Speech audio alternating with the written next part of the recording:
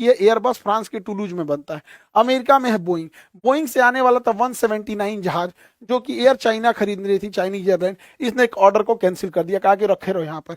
इससे कि करोड़ों रुपए का लॉस लग गया बोइंग कंपनी को। और इसको लॉस लगेगा तो ये करोड़ों रुपए का सरकार को टैक्स का लॉस जाएगा, तो सरकार पे दबाव बनेगा। इसने कहा कि भाई हम नहीं लेंगे, फिलहाल हम इसके लिए यूरोप से ले लेंगे, यूरोप का एयरबस ले लेंगे। लेकिन चाइना यही नहीं रुका है, वो अपने तत्काल जरूरतों को पूरा करने के लिए बोइंग को नकार कर एयरबस पे जाके शिफ्ट हो रहा है। एयरबस जो कि यूरोपीय कंपनी है, लेकिन चाइना इससे आगे निकलेगा। वो ना बोइंग का जहाज लेगा ना वो एयरबस का लेगा। चाइना अपना बना रहा है C919। C91 चाइना का जहाज है, बहुत बेहतरीन है और अच्छे से ट्रायल करके चाइना ने बना ही लिया है।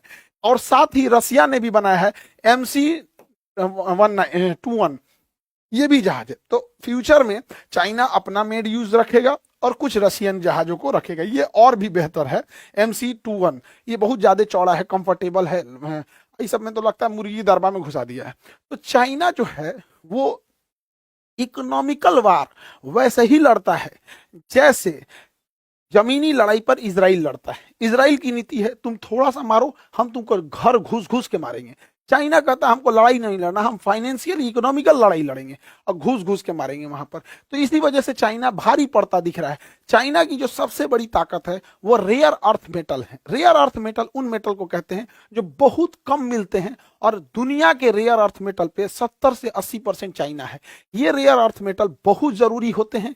ये मिसाइल में, रडार में, जहाज में, इसका एयरक्राफ्ट शटल में, अंतरिक्ष में, जहां जहां टिपिकल चीज होते हैं वहां रेयर अर्थ मेटल लगे होते हैं। और ये रेयर अर्थ मेटल जो होते हैं वो चाइना के पास है। और चाइना ने कहा है कि हम अमेरिका को निर्यात नहीं करेंगे, अमेरिका को एक्सपोर्ट नहीं करेंगे, ना ही किसी अन्य देश को करेंगे। चाइना इतना होशियार है कि अमेरिका को नहीं करेगा, मान के चलिए वो थाईलैंड को करेगा तो अमेरिका थाईलैंड से खरीद लेगा, इंडोनेशिया को करेगा तो अमेरिका इंडोनेशिया से खरीद लेगा। तो चाइना ने कहा कि रुक, तुम ज्यादा उड़ता है अपनी मिसाइल, जहाज, हेलीकॉप्टर, अंतरिक्ष, टेस्ला मोटर, स्पेस एक्स पे ना ले, तुमको रेयर अर्थ मेटल नहीं देंगे और बाकी किसी को देश को भी नहीं देंगे, ताकि उसको पता चले, ताकि तुम अमेरिका पहुंचा सको। और ये चाइना की सबसे बड़ी ताकत है, रेयर अर्थ मेटल। सैटेलाइट में भी रेयर अर्थ मेटल यूज होता है, कोई शटल भेजने में, कोई अंतरिक्ष एंटीना के लिए भी ये रेयर अर्थ मेटल कुछ कुछ होते हैं जो बहुत जरूरी होते हैं। भारत में रेयर अर्थ मेटल ज्यादातर हम लोग को अरुणाचल प्रदेश से मिलता है। अब जैसे देखिए सुपर कंप्यूटर हो गया, इसमें भी चाहिए रेयर अर्थ मेटल। इसी सुपर कंप्यूटर की मदद से बड़े बड़े जो बड़े स्काई स्क्रेपर्स बिल्डिंग होते हैं उनका स्टेबिलिटी टेस्ट होता है, लोड टेस्ट होता है, उनकी डिजाइन टेस्ट की जाती है। इवन यही सुपर कंप्यूटर है जो चक्रवात और सुनामी जैसे चीजों की बहुत पहले भविष्यवाणी कर देते हैं। और चाइना इन सुपर कंप्यूटर में लगने वाले रेयर अर्थ मेटल और सिलिकॉन जैसे चिप्स को देने से मना कर दिया है, जिससे कि इसकी इस विकास में भी धीमा आएगी। हालांकि रेयर अर्थ मेटल का यूज बड़े पैमाने पर डिफेंस इंडस्ट्रीज में होता है, जैसे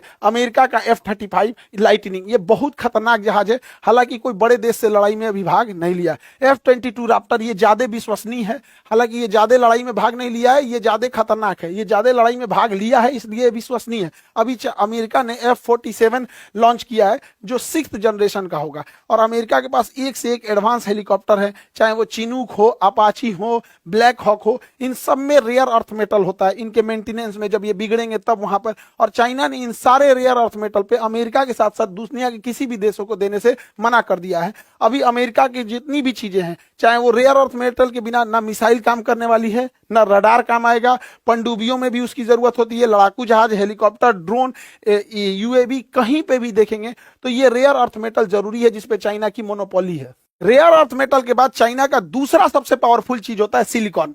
सिलिकॉन, दुनिया में सबसे बड़ा सिलिकॉन उत्पादन में चाइना और ताइवान आते हैं। तो सिलिकॉन के मामले में चाइना बहुत आगे है। सिलिकॉन की मदद से ही हम इंटीग्रेटेड सर्किट IC चिप बनाते हैं, कंप्यूटर का कोर बनाते हैं, कोई भी PCB बोर्ड बनाते हैं। इलेक्ट्रॉनिक आइटम्स बिना सिलिकॉन के नहीं बन सकता, इसमें भी चाइना की पूरी तरह से मोनोपोली है। ग्रेफाइट के मामले में चाइना पूरी दबदबा रखता है। ग्रेफाइट का यूज हम लोग स्नेहा के रूप में, लुब्रिकेंट के रूप में करते हैं, मशीनों में घिसावट को रोकने के लिए। जैसे हम कैरम बोर्ड में खेलते हैं, घिसने लगता है तो पाउडर छिड़क देते हैं, जिस वजह से वो फिसलता है। हालांकि इस पे ये ग्रेफाइट छिड़कते तो और अच्छा से फिसलता, लेकिन करिया हो जाता, दिखबे नहीं करता।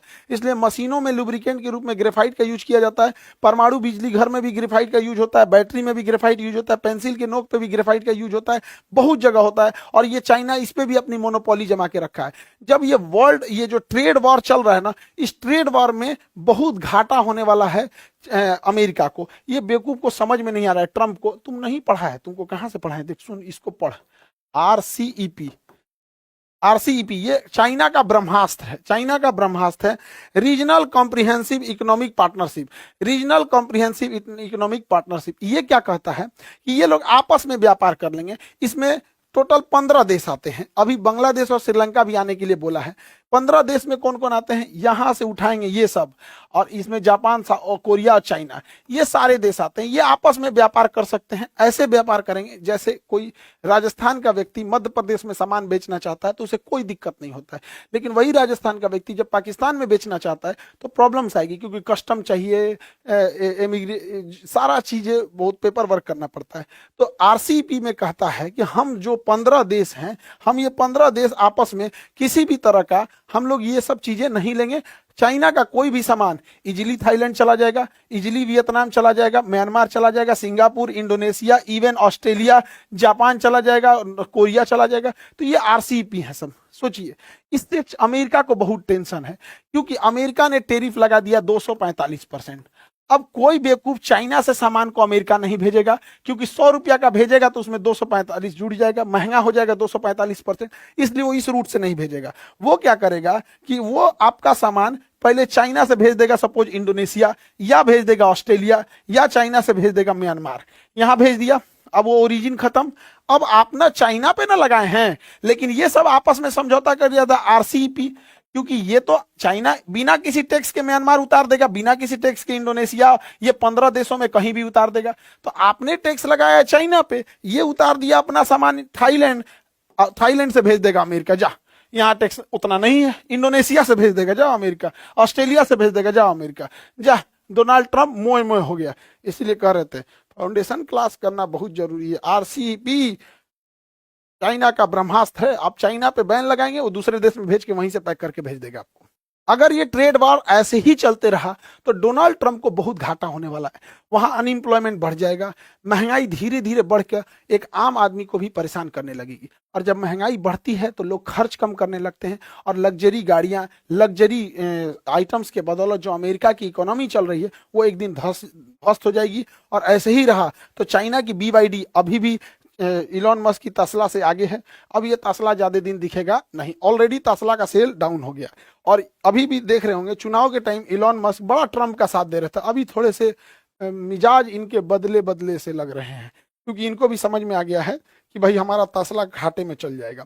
अमेरिका क्या करेगा, धीरे धीरे गीदड़ भभकी दिखाएगा कि लोग उससे नेगोशिएट करें, लेकिन वो कुछ ना कुछ ऐसा करेगा, जैसे इलेक्ट्रॉनिक्स आइटम चाइना से ले आना जरूरी है तो कह देगा कि इस पे हम टैक्स नहीं लेंगे।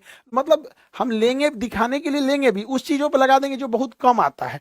जैसे अपने घर में तेज पत्ता कम आता है, या ब्रश करने वाला टूथपेस्ट बहुत कम आता है, तो उस पर टैक्स ज्यादा लगा दो। डेली खरीद के आता है सब्जी, आटा, दाल, चावल, इस पे टैक्स कम कर दो। वही अमेरिका भी करेगा कि इलेक्ट्रॉनिक्स चीजों पे अपना ये टेरिफ को कम कर देगा। जब से डोनाल्ड ट्रंप ने ये टेरिफ वाला चीज खेला है, चाइना की फैक्ट्री दिन रात काम कर रही हैं और उत्पादन को बढ़ा रही हैं। जितना उत्पादन बढ़ेगा फैक्ट्रीज में होगा, ग्रॉस डोमेस्टिक प्रोडक्ट बढ़ेगा और चाइना की जीडीपी बढ़ेगी। चाइना की जीडीपी ग्रोथ रेट बढ़ गया है आफ्टर द टेरिफ। इसका कारण क्या है, चाइना ने सीधा सोच रखा है कि हम डंपिंग करेंगे और ट्रेड डिफिसिट जाए भाड़ में। हमारे तरह वहां का वित्त मंत्री थोड़ी है जिसको कोई टेंशन ही नहीं है।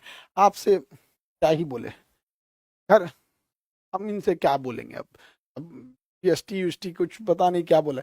ट्रेड डिफिसिट समझिए, आप लोग को बोल सकते हैं, इनको नहीं बोलेंगे। ट्रेड डिफिसिट क्या होता है? अगर हम ट्रेड डिफिसिट को ऐसे समझें कि हम चाइना को 100 रुपया का सामान बेचे, तो हमने निर्यात किया 100 रुपया का और चाइना ने हमें बेच दिया 500 रुपया का, तो भारी पड़ गया चाइना। तो चाइना बेचा 500 का, हम बेचे उसको 100 का, तो हमको ट्रेड डिफिसिट घाटा लग रहा है 400 रुपया का।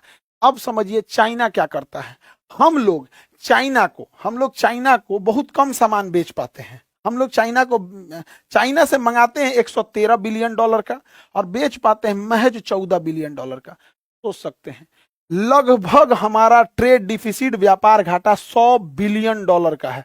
100 बिलियन डॉलर का घाटा है। बहुत शर्मनाक चीज है हम लोगों के लिए। चाइना का कहना है कि ठीक है इंडिया, आप भी अपना एक्सपोर्ट बढ़ा लीजिए, आप भी बेचिए हमारे यहाँ कुछ, आइए बेचिए। हम लोग कुछ बेचिए नहीं पाते हैं चाइना में। क्या लगता है हमारे यहाँ फिनिशिंग गुड चाइना से अच्छे और चाइना से सस्ते हैं? नहीं है। वहां के इंजीनियरों ने, वहां के लोगों ने बहुत डेवलप किया। हम लोग कुछ बेच ही नहीं पा रहे हैं। हम लोग क्या बेच रहे हैं? तो चावल बेच रहे हैं, नेचुरल चीजें जो उगा रहे हैं वो सब बेच रहे हैं, इलेक्ट्रॉनिक आइटम तो हम बेच नहीं पाएंगे।